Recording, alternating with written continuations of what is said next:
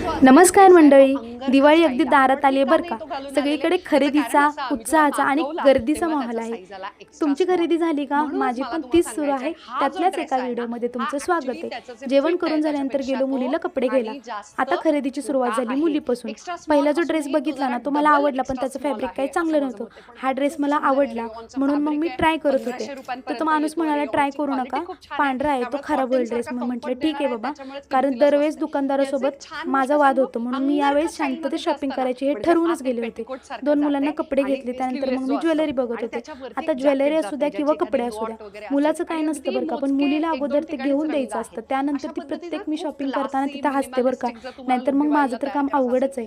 प्रत्येक घरात मुलगी असेल तर तिथं हेच वातावरण आहे का? हेच असणार, हो की नाही? तर मी तिथे एक गळ्यातलं घेतलं आणि मग मी या बांगड्या बघत होते. दरवेळेस सारख्या या बांगड्यांची साईज त्याच्याकडे नव्हती. अजून मी काय घेतलं पहा पुढच्या